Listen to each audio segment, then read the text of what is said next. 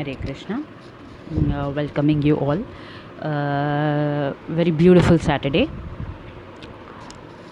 As we have been seeing this week about the 108 important slokas of the Bhagavad Gita, today we will see. I'm sure you would have enjoyed all these verses. We saw about envy, we saw about overcoming fear, we saw about so many things, demotivation, we saw about discrimination, etc. So today we are going to see about forgetfulness.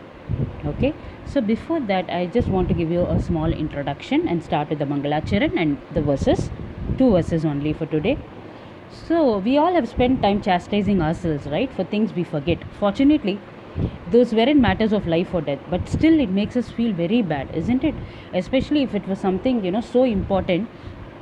So we tend to feel very bad that we forgot it. So to overcome it, let's hear all these verses from Krishna himself, and you, so that you can stay mentally active and improve our memory also at the same time. Okay, let's start with the Mangalacharan. Om Ajnanatimirandasya Jnananjana Chakshushunnilitam Yena Tasmai Shri Gurave Namaha Shri Chaitanya Manobhishtam Stapitam Yena Bhutale Swayam Rupa Kadamakyam Tatati Swapadantikam Vandeham Shri Gurum Shri Yutapadakamalam Shri Gurum Vaishnavamscha Shri Rupam Shagrajatam Sahagana Lalita Shri Vishakhanvitamscha He Krishna Karuna Sindhu Dina Bandhu Jagatpatu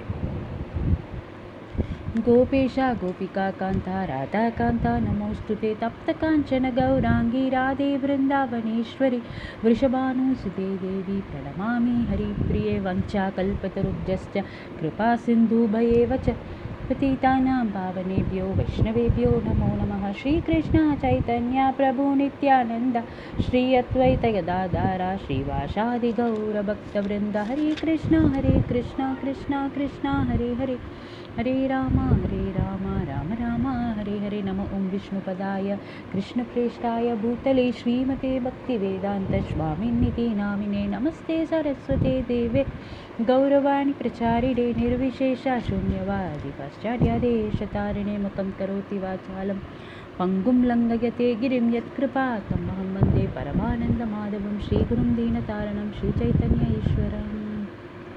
Hare Krishna. So let's see today chapter 15, 15th verse, right?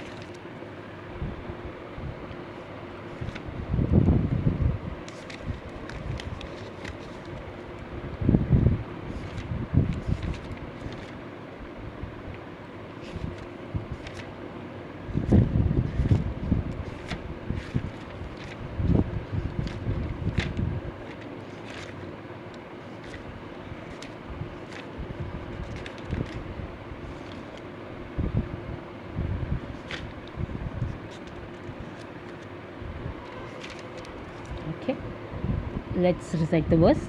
Sarvashya chaham hriti sannivishto mattasmritirjnanam apohanam cha vedaischa sarvair aham eva vedyo vedanta krit vedavid eva chaham. Repeat.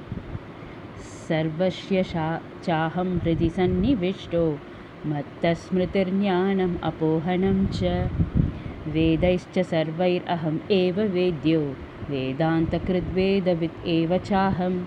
What's the word by word meaning here? Sarvashya of all living beings. Chasa Aham Hridi in the heart. Sanni Vishtaha situated. Mattaha from me. Smriti remembrance. Jnanam knowledge. Apohanam forgetfulness. Vedaiha Veda. Sarvai all. Eva certainly. Vedyaha knowable. Vedanta Krit, the compiler of the Vedanta. Vedanta Krit, the compiler of the Vedanta. Vedavid, the knower of the Vedas. Certainly cha aham I.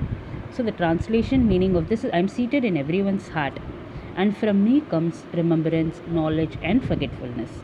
By all the Vedas I am to be known. I am the compiler of Vedanta and the knower of all the Vedas. So that's what the Lord is trying to say here, Krishna, that he is situated as Paramatma in everyone's heart. And it's from him that all the activities are being initiated. Right? So the living entity, he forgets his past life. Does he remember? No. He just acts according to the directions of the Lord. Right? So he's localized. That's what they're saying. He's in everyone's individual heart, right? So as he's the supreme personality of Godhead. So that's what it has been given in this verse. So we need to, as living entities, we need to understand and we need to have knowledge of the Vedas. Only then we can attain and we can understand and overcome all these, forgetfulness and the suffering of this material world, etc. Okay, let's go to the next verse.